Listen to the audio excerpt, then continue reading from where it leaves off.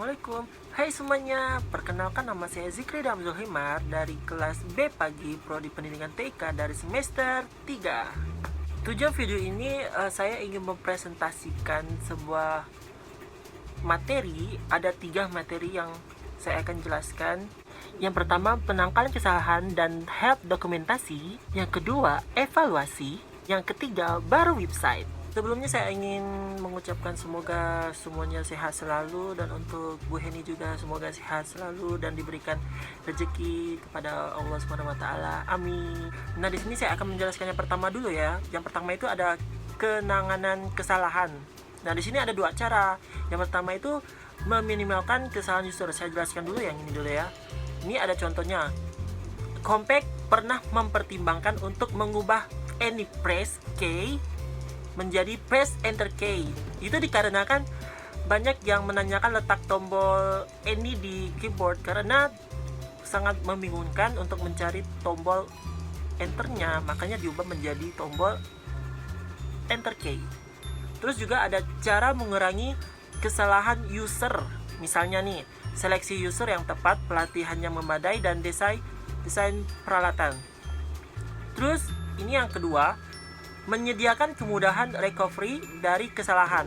Nah, di sini ada tipe dari kesalahan usernya. Yang pertama itu kesalahan persepsi.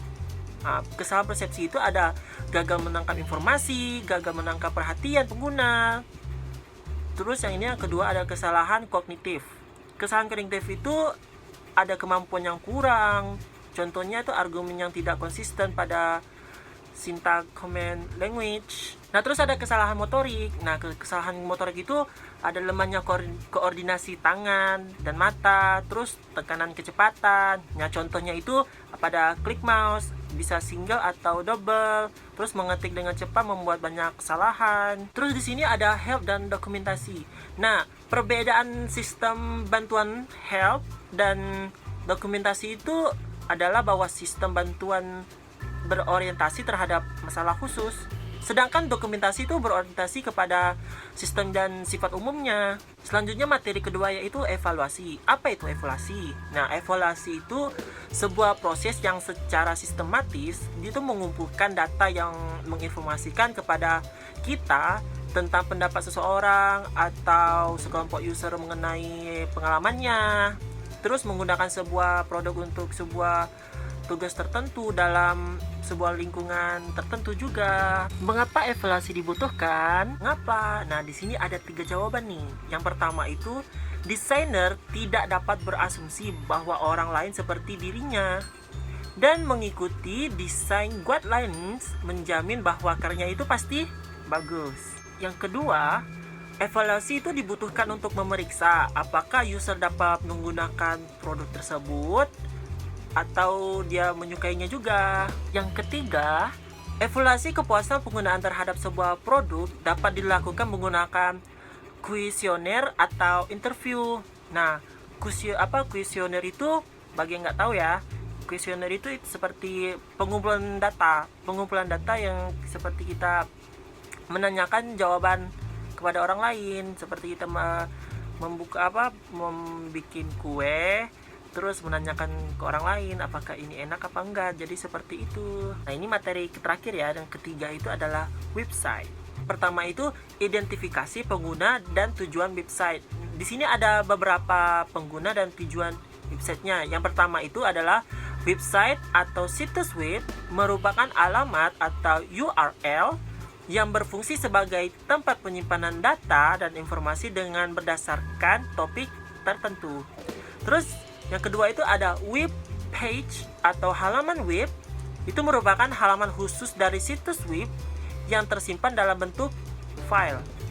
Yang ketiga itu ada home page atau merupakan sarana dasar untuk memperkenalkan secara singkat tentang apa yang menjadi isi dari keseluruhan website dari suatu organisasi atau pribadi. Yang keempat, nah ini yang kebiasaan yang sering dilakukan pengguna website itu adalah searching atau browsing atau lain-lainnya. Yang terakhir itu, sebelum menggunakan website, terlebih dahulu menentukan sasaran akhir pengguna web dan tujuan pembuatannya. Selanjutnya ada langkah-langkah dalam pemeliharaan website.